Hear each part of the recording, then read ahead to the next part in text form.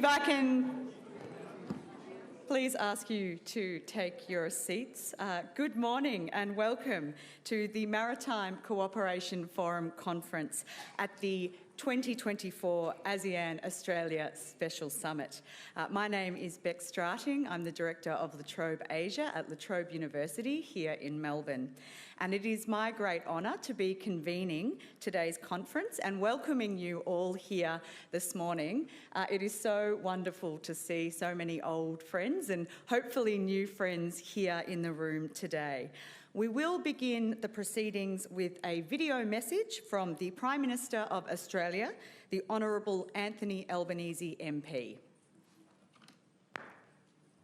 Friends, welcome to Australia.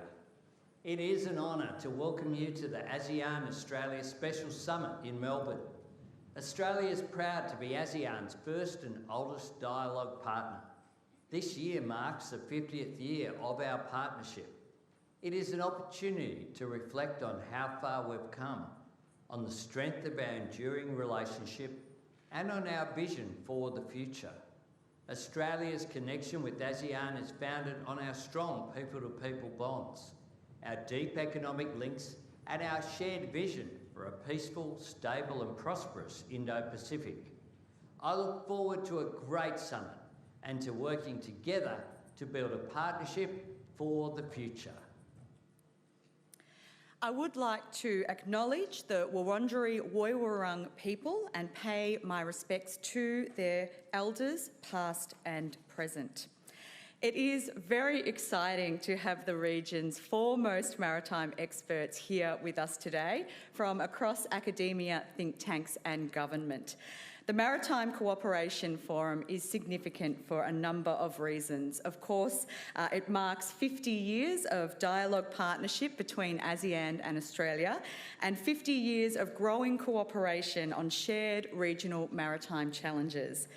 It also brings together regional experts in all aspects of the maritime domain, from maritime law and governance to security, to the blue economy, marine ecology and biodiversity, and maritime connectivity. And this is the first dedicated forum between ASEAN and Australia on maritime cooperation.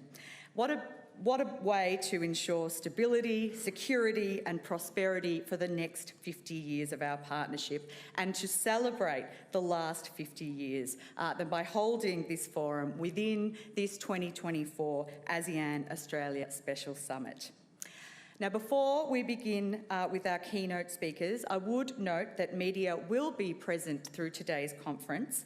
The keynote addresses will be broadcast live, and I will share some information on the rest of today's program following our keynote addresses. We are very privileged to be joined today by two distinguished foreign policy leaders, Australia's Minister for Foreign Affairs, Senator the Honourable Penny Wong, and Philippines Secretary for Foreign Affairs, Honourable Enrique Manalo. Please join me in welcoming Minister Wong and Secretary Manalo to the stage.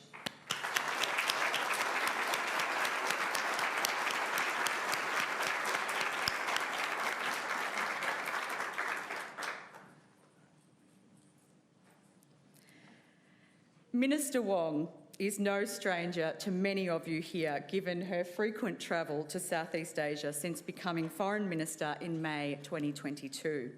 Even prior to taking office, Minister Wong was a frequent presence in the region in her role as Shadow Foreign Minister from 2016. Minister Wong was previously Minister for Finance and Deregulation and Australia's first Minister for Climate Change. On top of her ministerial responsibilities, Minister Wong is leader of the government in the Senate and has been a proud South Australian Senator since 2002. Please welcome the Senator, the Honourable Penny Wong, to deliver her keynote address.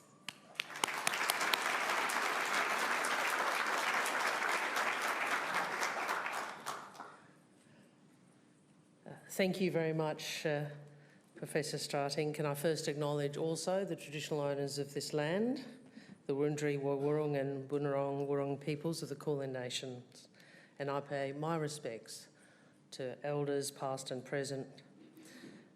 Can I first acknowledge my friend and fellow speaker, the Philippines Foreign Secretary Manalo. It's wonderful to share the stage with you, to welcome you to Australia, and we thank you for the very impressive and successful contribution of your leader to our Parliament last week.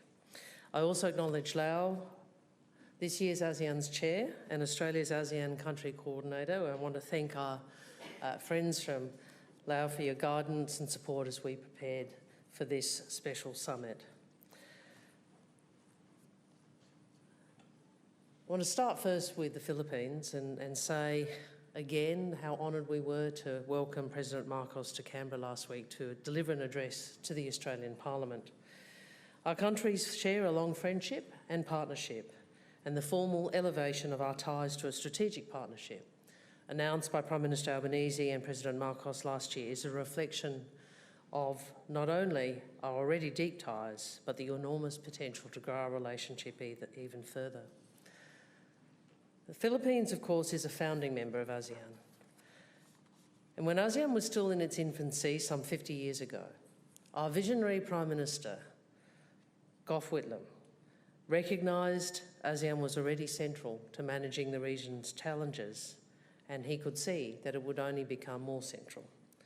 So he enthusiastically pursued engagement with ASEAN, and we became the first non-member to establish formal relations when Prime Minister Whitlam signed Australia up as ASEAN's first dialogue partner. Prime Minister Whitlam knew that while much of our history might have been in Europe, our home and our future are in our region. He recognised the role Southeast Asia would play in Australia's destiny and in the destiny of the world. And in turn, he saw Australia as a true participant in the destiny of the region. And as always, thinking about the future, he said, there can be no turning back from this commitment. Well, he's been proven right. Because that early engagement soon paved the way towards an annual ASEAN-Australia Foreign Ministers meeting, which I have had the privilege of participating in. And our engagement has grown to a comprehensive strategic partnership between ASEAN and Australia, the formalisation of our permanent commitment to ASEAN centrality, the formalisation of a truth that Australia doesn't just acknowledge, we embrace. We share a region and we share a future. We are bound by the geography that fate has chosen for us, and we are strengthened by the partnership we choose for ourselves. Our nations and our peoples all benefit from the peace, stability and security we build together, and we all benefit as each of us succeeds and thrives.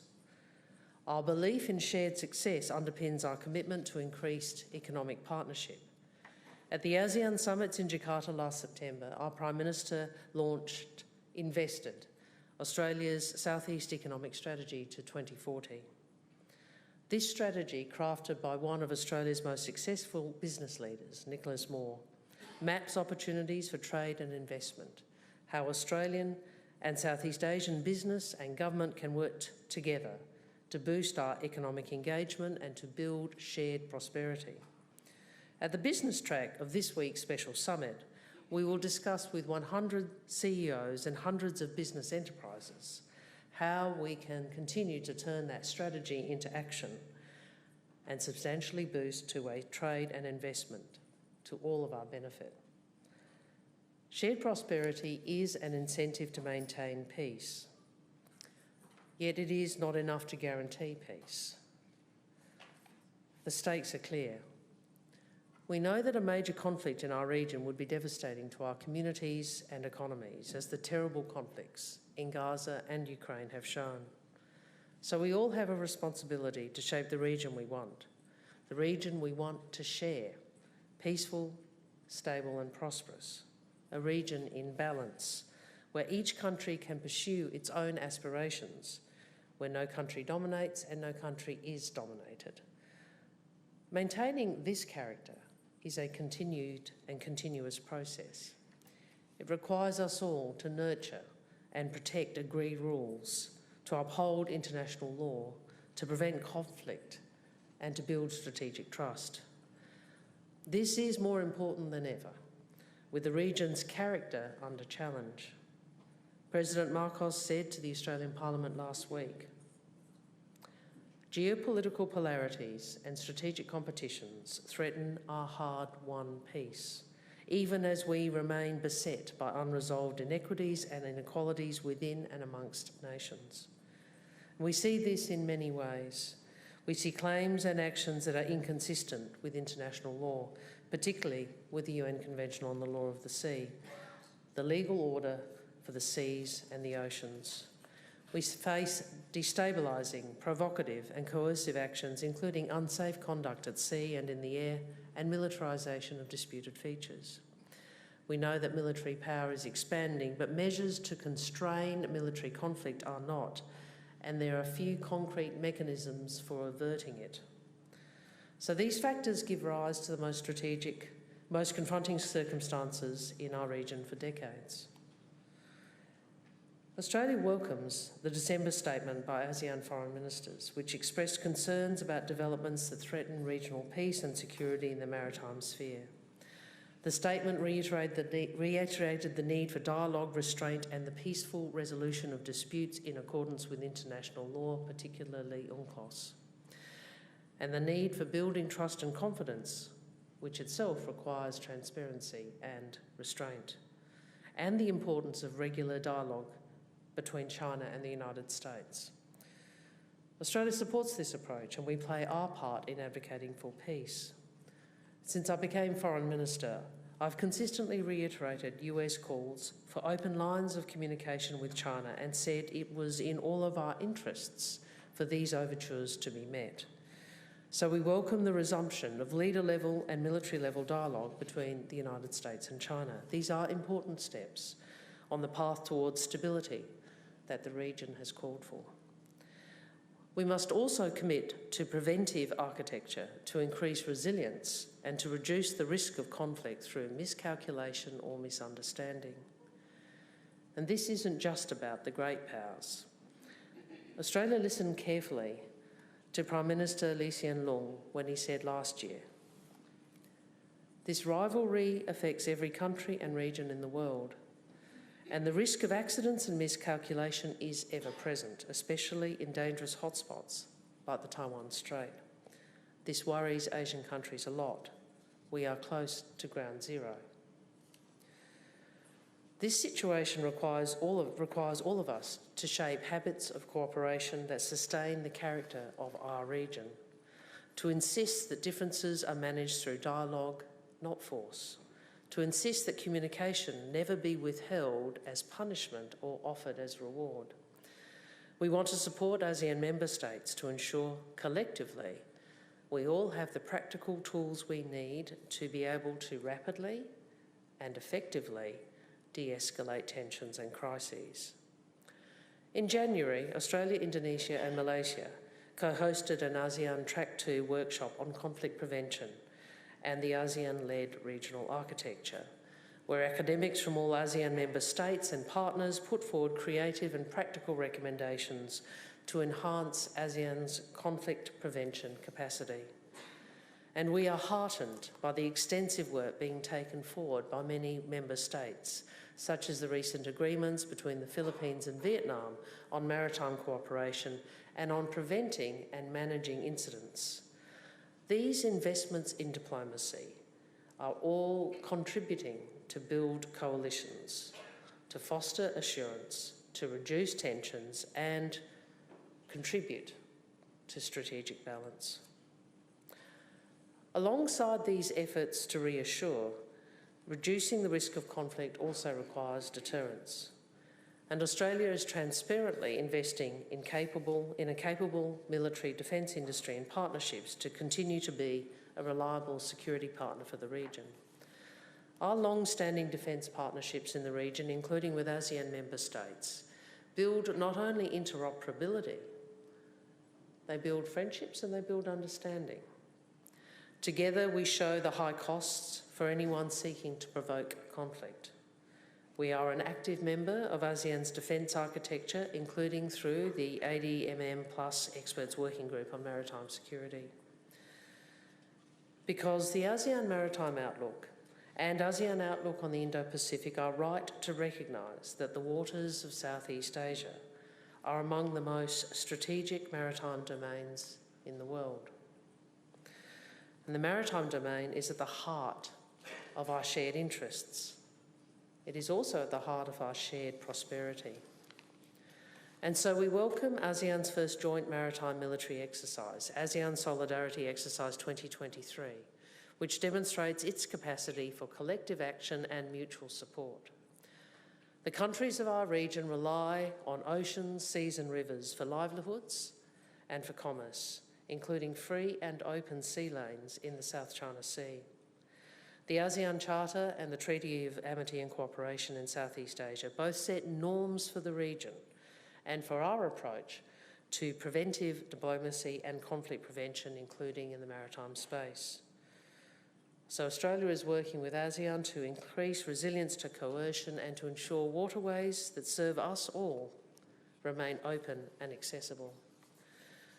Which is why I am pleased to announce that we will commit a further $64 million over the next 4 years, including $40 million in new funding, to enhance Australia's Southeast Asia maritime partnerships. This will expand our maritime cooperation and contribute to peace, prosperity and the management of maritime domains within the region.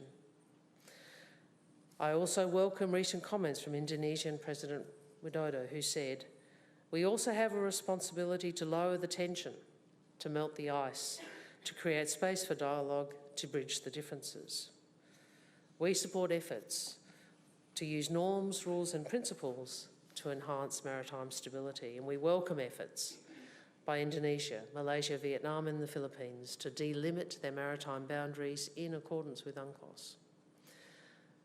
As a long-standing and trusted maritime partner for ASEAN and its members, Australia has delivered Law of the Sea training across ASEAN and member states and co-hosted ASEAN workshops on maritime issues and on conflict prevention. Last week, President Marcos and Prime Minister Albanese reinforced our commitment to conduct maritime cooperative activities in support of regional security and stability. We also signed a Memorandum of Understanding to enhance maritime cooperation in our region. We will continue to work with the region to protect and secure maritime and riverine resources and environments, whether to map coral reefs, to prevent illegal, unregulated and unreported fishing, or to safeguard freshwater resources from climate change in the Mekong. I'm also pleased to announce a further $222.5 million, continuing Australia's long-term commitment to supporting resilience in the Mekong sub-region.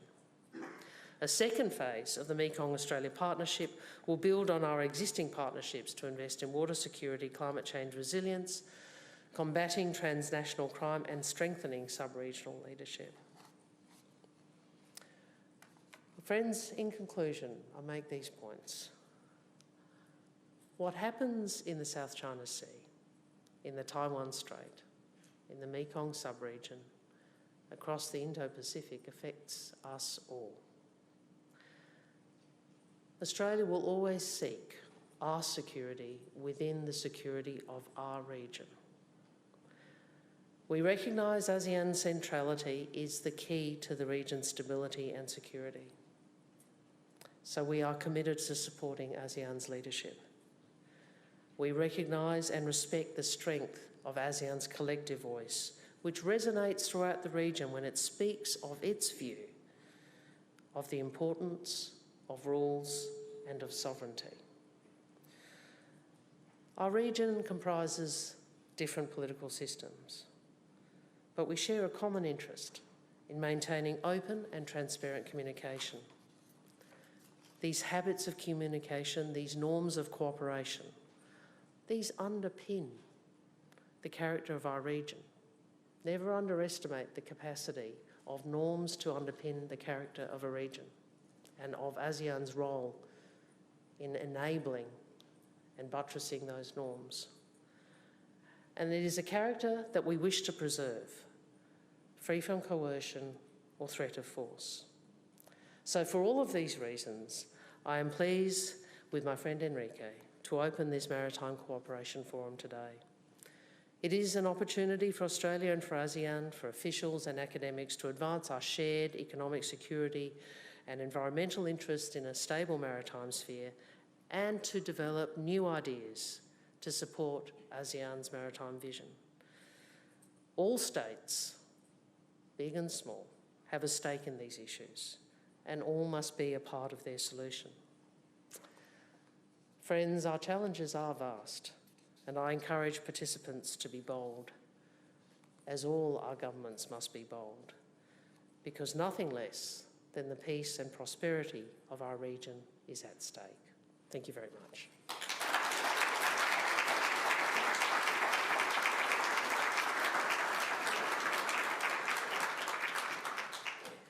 Thank you, Minister Wong. What a wonderful way to start our maritime conference here today.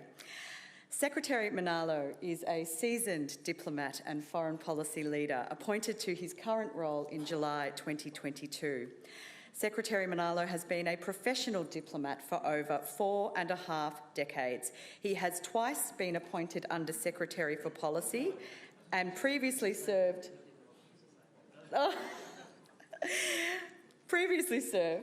as Acting Secretary for Foreign Affairs. He has been the Philippines Ambassador to the United Nations in New York and Geneva, as well as the United Kingdom and Belgium, so that is quite a CV. Please join me in welcoming Honourable Enrique Manalo to the podium.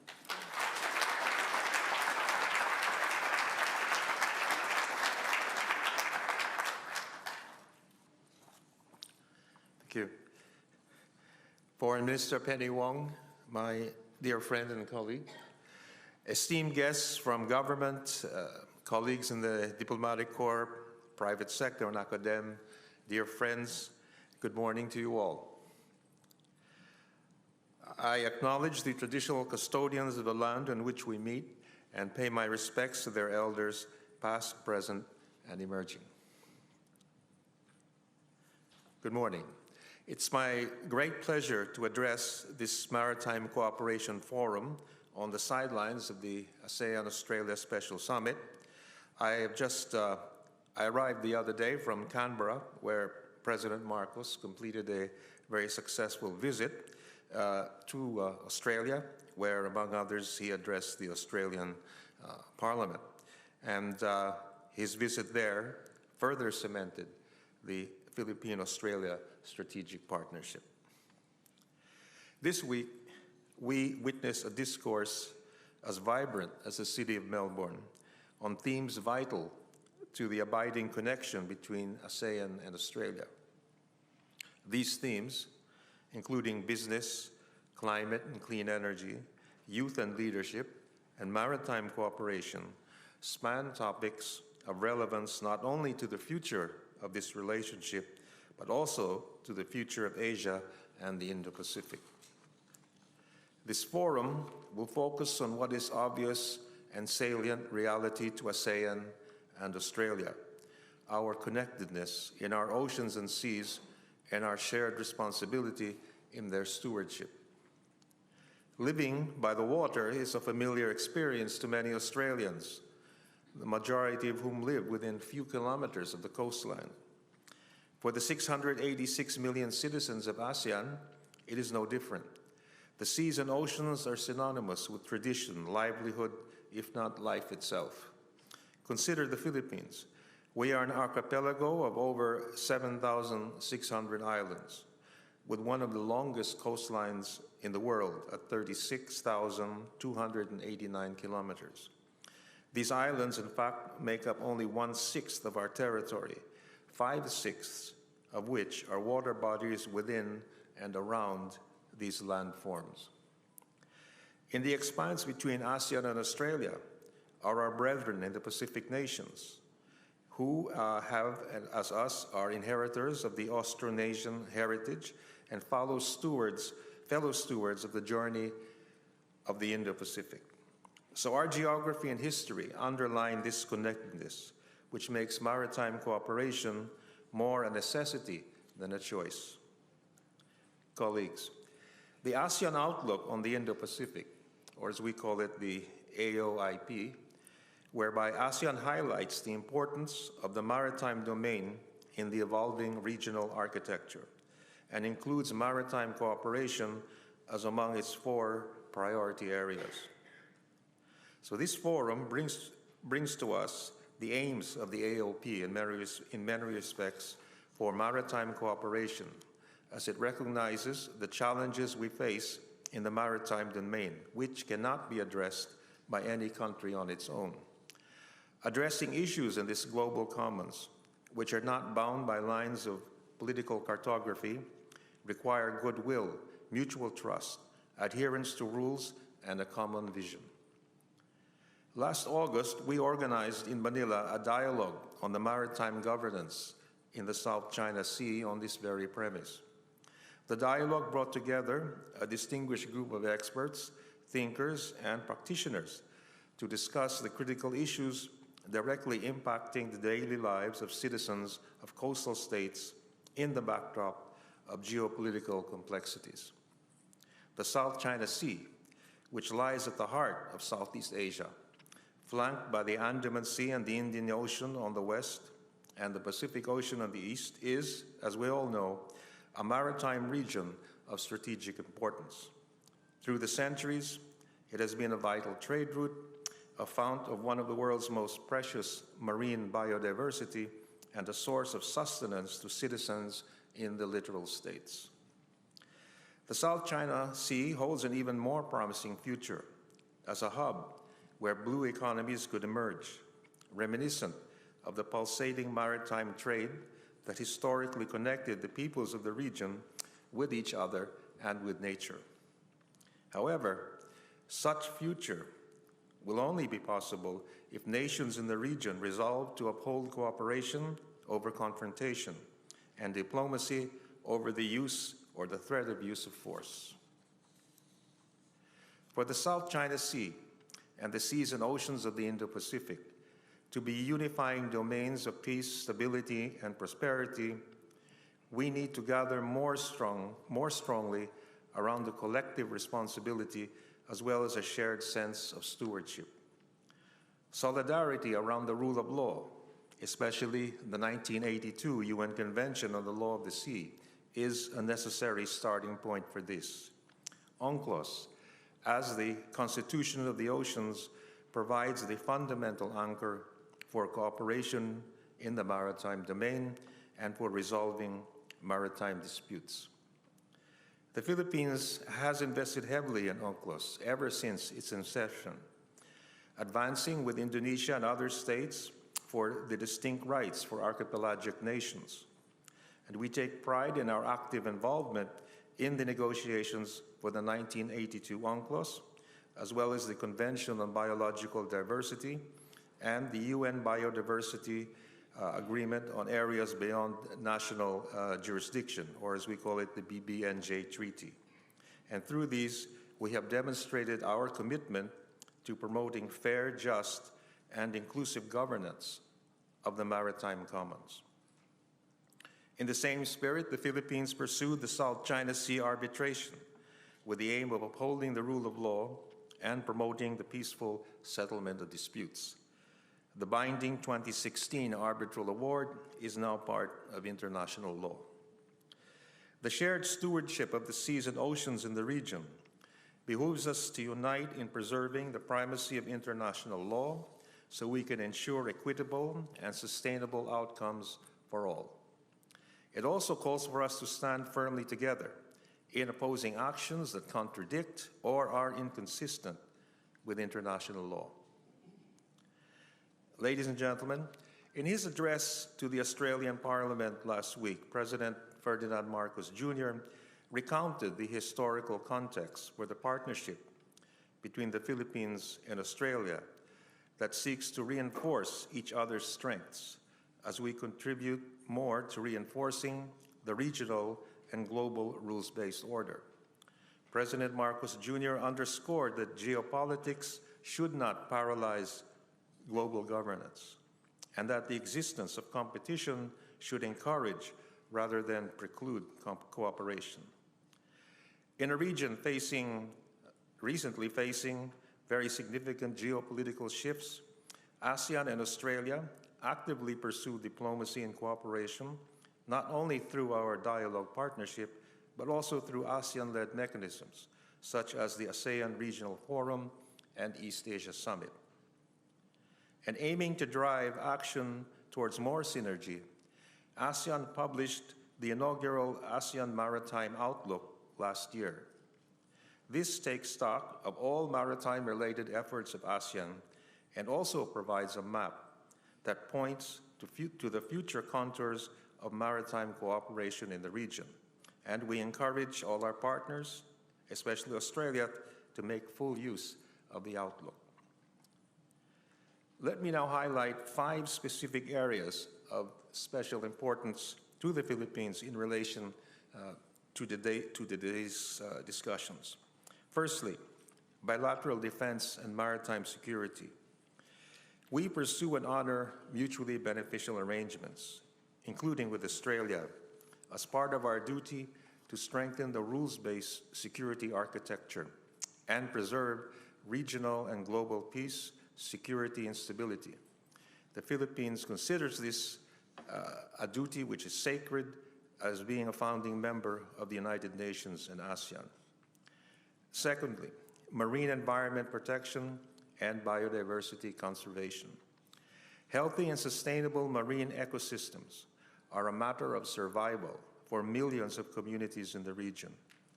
They guarantee the flourishing of blue economies. Preserving marine biodiversity also means greater food security and climate resilience. Undeterred, illegal, unreported, and unregulated fishing, or IUUF, destroys marine habitats, depletes fish stocks worldwide, and threatens the food and livelihood of millions. The ASEAN Center for Biodiversity, hosted by the Philippines in Los Baños, Laguna, was established in 2005 as ASEAN's response to biodiversity loss.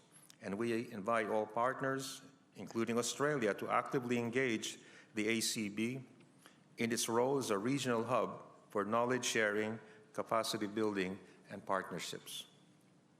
Thirdly, marine and ocean science.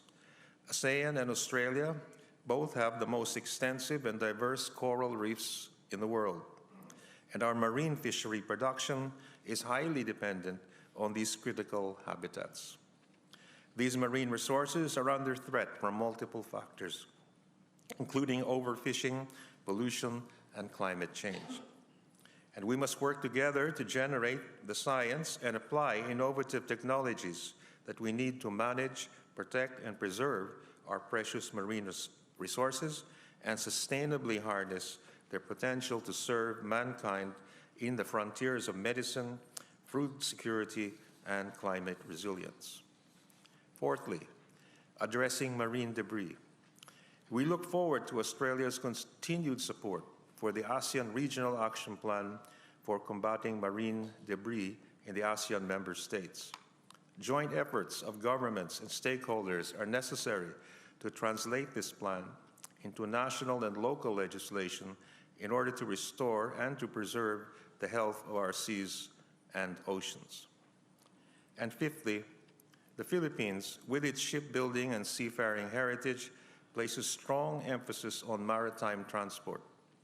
Decarbonization in shipping is a new avenue for ASEAN-Australia collaboration, one that potentially would place the region ahead of the global curve in adopting new standards and technologies.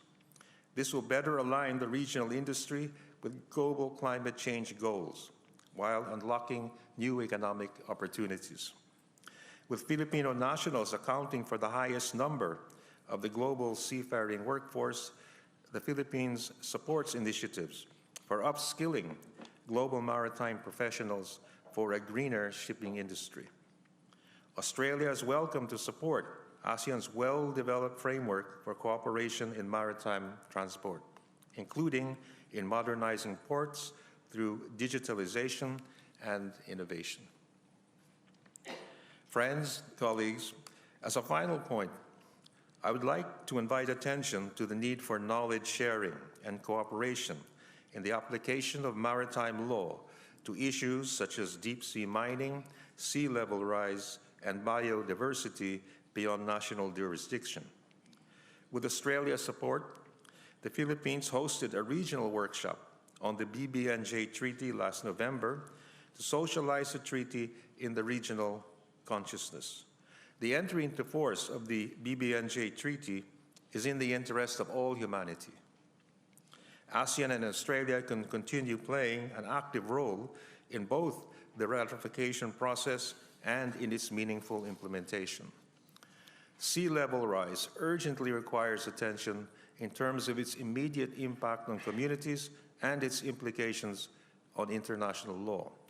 ASEAN and Australia can build on their work in strengthening UNCLOS by exploring how its dispute settlement mechanisms can also be used to resolve conflicts caused by rising sea levels. So let me conclude then by stating that if the past half-century of the ASEAN-Australia dialogue partner is an indication, our relationship is on a very sound path of progress and growth. As steadfast and engaged partners across all pillars, ASEAN and Australia have forged and driven a comprehensive strategic partnership that is true to its name.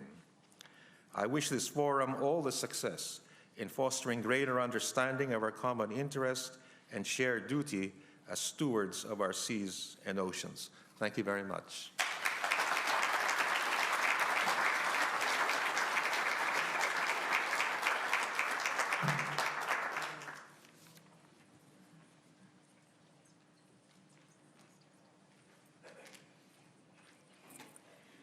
Well, thank you so much, Secretary Manalo. I think those 5 areas really provide an excellent framework for our discussion today. It is a very, very busy time for both of you at the Special Summit, so we are grateful that you have provided your time and insights this morning and acknowledge that, of course, you have many other engagements to attend. So please join me in thanking Minister Wong and Secretary Manalo. Thank you.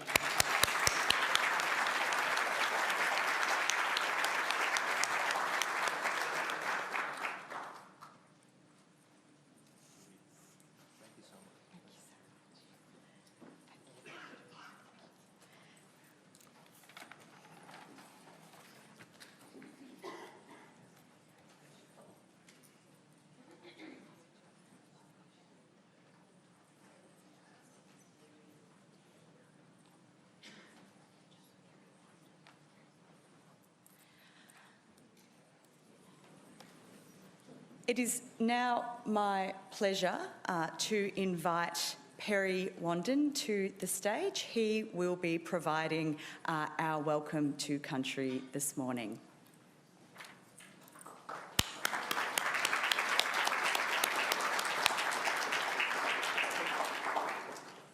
Good morning, everybody. As you heard, my name's Perry Wandin, Wurundjeri Woi-wurrung.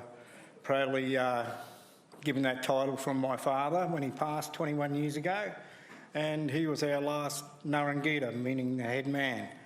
Firstly, I'd like to acknowledge all my ancestors, elders both past, present and emerging, all Aboriginal and Torres Strait Islander people. I live in a beautiful part of this Wurundjeri country's Hillsville, and that's where my family and my ancestors all virtually from 1863 to 1924 lived as a prison. And the stories, and I could go on all day, but it's your time while you're in beautiful Australia to enjoy it, and especially this part of country, because the Birrung is our lifelong, the Yarra River and the Maribyrnong, which is on the other end. That was our story there with the Maningum. Wurundjeri's name is Wurrung is the Maningum, Jerry is the grub in the tree, so really it's Wurrung-Jerry.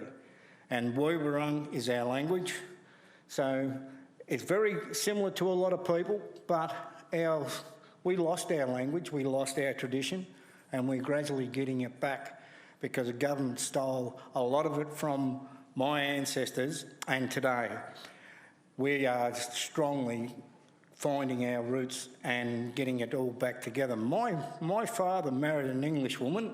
As you can see, I've a bit of red hair, freckles. I get sunburnt like everyone else. But look, I wouldn't change it for the world. My father was a very, very strong man, and he was able to get that leadership passed down from Simon Wonga, who had it first when they moved up in 1863, to William Barrick. William Barrick is when my family come into it, because he's my great-great-great-uncle, and his sister, my great-great-great-auntie, had Robert Wandoon. Robert Wandoon, well, my great-great-great-auntie, she was raped on the farm, and she threw the young baby when she had it in the river. Thank God they saved him, because Wurundjeri wouldn't exist today. And my great-grandfather had 10 beautiful children. 3 family groups are Wurundjeri today, and the rest of the 7, when 1924, when they shut down the mission, all went down to another mission in Lake Ties, and I was just down there last Friday for a family funeral. It's a sorry business, and it is sorry. Today we are a very exciting business today, and Wurundjeri is very proud to stand here to invite you to this and welcome you, Wominjanga, to this beautiful part of the world. And I hope you have a great 2024 and stay safe. So I'll finish off, thank you. Wominjanga, welcome. Yuman Kundibek, Wurundjeri Wurrung, meaning welcome to the land of Wurundjeri people, and I do welcome you, and I hope you have a safe stay. Thank you.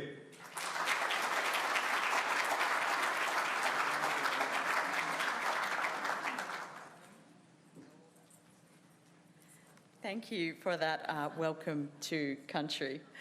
Now, perhaps slightly less interesting than the preceding speeches, but it wouldn't be a conference without some housekeeping. So if I can just have a few minutes of your time, and I will try to give you some information to help you make the most of today's event. First, if you haven't already, please download the Special Summit app. There is a QR code on the back of your accreditation pass. This will provide you with all the information you need, including maps. If you are like me and need a little bit of help with technology, there are plenty of helpful staff out in the foyer who can assist with that. Please do ensure that you are seeing the most up-to-date information by updating the app and allowing notifications from the app. There is also Wi-Fi available throughout the venue. On the screen are details for how you access that Wi-Fi, and there is also information in the foyer. So please do have a look at that during the morning tea. All rooms are mobility and wheelchair accessible, so please don't hesitate to ask our friendly staff should you require it. Bathrooms are located in the foyer to the left as you exit the auditorium. Accessible bathrooms are located on the ground floor between doors 1 and 2. There is also a prayer room and a cloakroom. They are located behind the information desk at the Convention Centre entrance. Please do allow 10 minutes to walk to the prayer room. We do have refreshments being served throughout the day in the foyer. All of the catering is halal, and there are further dietary information listed on the menu cards at each dish, and there are specific dietary requirements catered for at separate dietary tables in the foyer. Emergency exits are clearly indicated throughout the venue. In the hopefully unlikely event that there is an emergency while we are here, please remain calm and we all follow the instructions of the venue staff here. The Victorian law prohibits, I'm sure I don't need to say this, but Victorian law prohibits smoking and vaping inside and around the venue. So smoking and vaping may trigger fire alarms, which we definitely do not want. So there is a designated outdoor smoking area located on ground floor outside door 9 should you need that. Now, we have 4 academic sessions coming up after morning tea. These will all be held under Chatham House rule. This means that the information from discussions may be repeated, but not attributed to anyone. So this rule applies to all media and all participants here today.